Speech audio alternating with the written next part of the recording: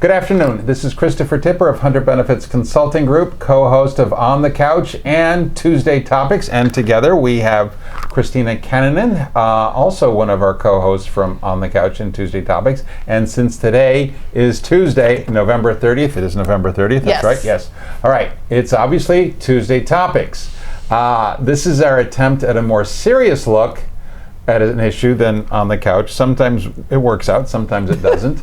It's fine. All right, today's white paper is about something that's very serious, and let's see if we can get through it with a straight face. And this is the self-correction process, right? Right. Okay. Well, one of the things that we know about ERISA and the IRS and the Department of Labor is that we have humans involved so that everything always works perfectly, right? Well, that's what they thought. Is that what they thought? That's what they thought after ERISA was passed. They thought it'll be perfect. I know. So I read the white paper, and that's where we're trying to come up with the questions. And I was really honestly surprised to find out that ERISA was written with the intent or the understanding or the assumption that people were going to do things right. Yeah, okay. Well, that was back when the IRS had the ability to watch them carefully. Yeah, okay. And the radar was 74, right? Was down around here because there weren't that many plans. True. So they could tell if a plan was running into issues or not. Or they thought they could, or they could just randomly audit and know what's going on. Okay. Things have changed. The radar is different now. It's up here. Okay. And a lot more things escape the IRS notice. So does the IRS still think that plans are run perfectly? Oh no, they know better. Okay. They've audited a few? They've done a few audits, and they found a few errors. And every time they go out for an audit, they find a new error. Okay. That needs to be fixed. So in the 1990s, they created EPCRS. Okay. Employee Plan Compliance I had to look it up too. Yeah. Resolution System. Okay. And it's a process that you can fess up to the IRS that you're not perfect and fix whatever the issue is without endangering the plan. Right. So we still have, and a lot of times when people don't work with the IRS as frequently as we do, obviously, all right, they think I'm kidding when they say that the IRS is very friendly when it comes to self-correction. Because they want people to do things right. So there's a little bit of pain, but it's a lot better than getting caught out, right? Right. Okay. And now what I love about doing these white papers with you is the stuff I learn. Okay. I never thought of EPCRS as being an umbrella over the other correction programs. And I just always thought they were like next to each other, and which correction programs are you referencing? Well, we're going to S self-correction, VCP, and audit cap. Oh, they're all within. Yes, EPCRS. And that was the new part. That was new to me. So, all right. So one of the big differences inside a self-correction process or program is whether or not it's significant or insignificant. So because this is the IRS, they have a very clear definition that we can hang our hat on what significant and insignificant is, right? Well, that's a nice thought. Yeah, that's a nice thought. No. And you can't ask the IRS if your failure is significant or insignificant. They will not tell you. They expect you to determine for yourself if it's significant or insignificant and to use the appropriate program to fix it. Okay, so I was thinking about that when I was reading the white paper today. So let's say you've got a plan with $400,000 in it, okay, and there's a $100,000 error, and then somewhere else you've got a plan with $15 billion in it, and there's $1 million error.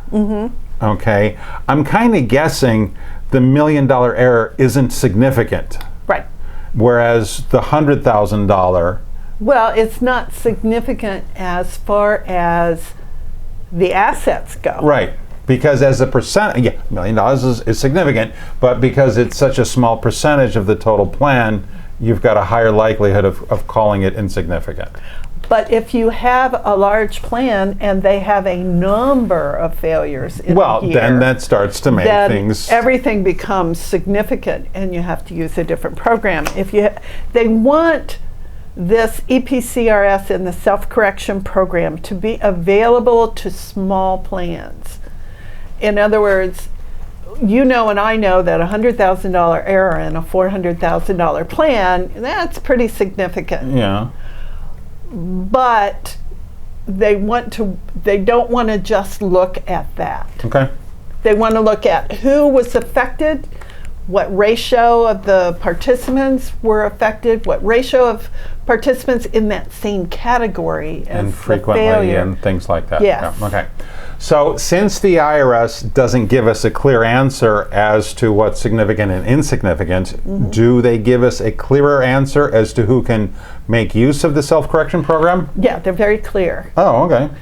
A qualified plan must have a favorable letter of determination. Okay. Now, originally, the letter of determination was for the plan itself. Right. Once But upon a now time. we've changed that, so everybody's using a prototype style plan. Almost everybody, yeah. And those letters, those favorable letters issued to the document sponsor, Right. count for purposes of EPCRS. The Fort William, the Dayterra, the Reliases of the world, etc. Right. Yeah. There's also another requirement.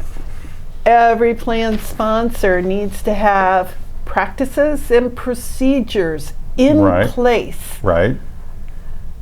before they can fall back on the self-correction program. And does the IRS have any hints as to what those should be? Yeah. Oh, they do. Okay. Yeah, it's easier than you might think. Oh, all right. Okay, so they can be formal or informal. Okay. In other words, you can either have the big manual or you can have sticky notes all around the payroll clerk. It's still a process. It's still a process. Okay. Yeah. Okay. But they must be routinely followed. Okay. Okay? And if there is a failure, that specific failure is not required to be in the processes and procedures before the failure occurs. Oh, okay. So you don't have to be psychic to figure out where you're going to mess up. Okay. And your plan document is not enough of a practice or procedure. You need something in addition to that to really outline what's supposed to take place. All right. Okay. And you can use a checklist. Okay. Checklists are good. Yeah. Is there? How does a plan sponsor go about figuring out how to fix their failures? There are two appendices to the revenue procedure, 2021-30, I believe it is. That'll be on the quiz. It will be on the quiz. And that outlines all of the different types of fixes that may be available for a given failure. However, those are not the only ones. Some regulations include their own process on how to fix a failure, like failure of ADP. Yeah. And that, so you could fall back on those. But an ADP failure does that It's technically? not only if you didn't fix Only if you didn't fix it. Normal, it's February 2nd, you're fixing a failed ADP test. That Right. does not fall under SCP. That's normal operating, right? Yeah, okay. Right. All right. So does they have to use the correction methods included in the appendices, or can they go freestyle? Freestyle, IRS, not phrases that Yes, you put but they don't together. have defined definitions for significant and insignificant, so as long as you're staying kind of true to the thought of what you're supposed to do, the IRS going to give you credit for that? They may. They may. Once again, I think every answer of yours needs to begin with "that depends." That depends. Right? Or maybe. Yeah, okay. Occasionally. Okay. Okay? So, the overall goal here is to make sure that if there's a failure, the plan is put back to the way it would have been had the failure not occurred. Okay. Now, we're predominantly talking about the IRS. Yeah, it's their program. What does the DOL have to do with this? They may have, or a DOL equivalent or something like that is what I they meant. may have a procedure like they have the Voluntary Fiduciary Correction Program, and they may have a fix for a failure that crosses into that program. Okay. So you could utilize what the DOL is offering. So sometimes to fix something that the IRS might consider an issue, you can actually go and look to the DOL answer book And for that see as well. if they've got it, yeah. Because even though, because I was thinking of the DOL as very participant focused. All It right. is. So if you're missed a deferral or missed handing out an enrollment form to a participant, I think the DOL is going to be a little bit more concerned with that. But then the IRS also is, because you're failing to follow the terms of the plan document. Failing to follow Okay. the terms of the document, and they're also concerned about the employees, the participants. So we find that, because all of our clients are human as far as we can tell, okay, right? And all of their employees are also human as far Right. as we can tell, all right? And we find these things and we try to gently point them out to them that they need to be fixed, but if they don't fix them, then what? Well, you have a time frame, and they extended it in the 2021 revenue procedure.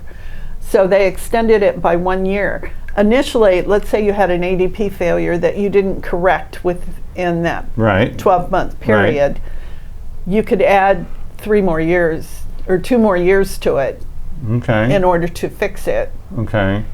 But if you still didn't fix it, or you went back and you figured out that you were using the wrong compensation for all those prior years, which will blow you right out Yep, of the water, then you have the lovely Voluntary Correction Program, which Next month's topic. is next month's topic, and which requires a lot of documentation, a lot of mea culpa, I did it wrong, I'm sorry. So what's important with the what's important with the self-correction program is, 1, it's self. Yes. You're not reporting it to anybody. Right. 2, it's free.